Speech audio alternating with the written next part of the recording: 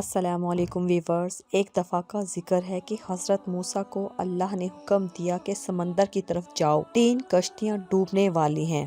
حضرت موسیٰ فوری حکم کی تعمیل کرتے ہوئے سمندر کی جانب چل دیے۔ ساحل پر سکون تھا۔ بہت دور سے ایک کشتی آتی ہوئی دکھائی دی جو آہستہ آہستہ ساحل کی طرف بڑھ رہی تھی۔ ابھی وہ کنارے سے کچھ فاصلے پر تھی کہ حضرت موسیٰ نے آواز دی کہ اے کشتی والو، اللہ کا حکم آنے والا ہے، ہوشیار رہنا۔ انہوں نے جواب دیا، آپ جانتے ہیں کہ اللہ کے حکم کو کوئی ٹال نہیں سکتا، ہم تو اس کے بندے ہیں جو حکم الہی کے پابند ہیں۔ کشتی والے یہ کہہ رہے تھے کہ اچانک ایک موج اٹھی اور ٹکرائی کہ کشتی ڈوبنے لگی اور سوار اپنے آپ کو بچانے کی کوشش کرنے لگے۔ اتنے میں ایک اور زبردست موج آئی اور کشتی کو سمندر کی تہہ میں لے گئی۔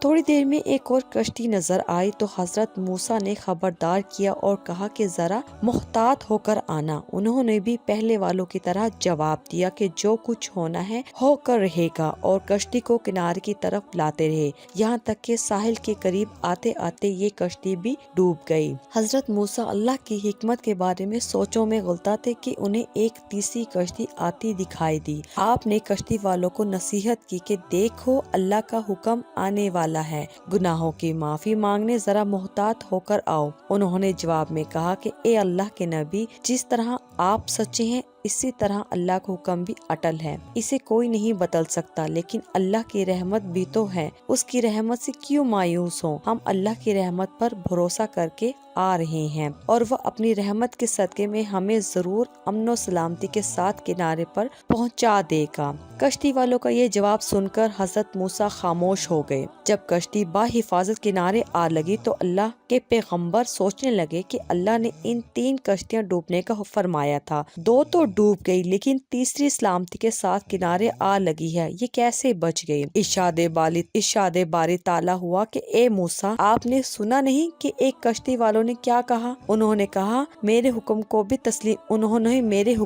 تسلیم کیا تھا اور میری رحمت کو بھی آواز دی تھی اور اس پر پورا بھروسہ کیا تھا، تو یہ میری رحمت کے طفیل کشتی بچ گئی۔ جو بھی میری رحمت کے دروازے پر آ کر صدا دیتا ہے، میں اسے نا امید نہیں کرتا۔ حدیث میں آتا ہے کہ جب اللہ تعالیٰ تخلیقی کائنات سے فارغ ہوئے تو اللہ نے عرش پر لکھ دیا تھا، میری رحمت میرے غضب پر غالب ہے۔ ہماری ویڈیو کو لائک کیجیے، شیئر کیجیے اور ہمارے چینل کو سبسکرائب ضرور کیجیے۔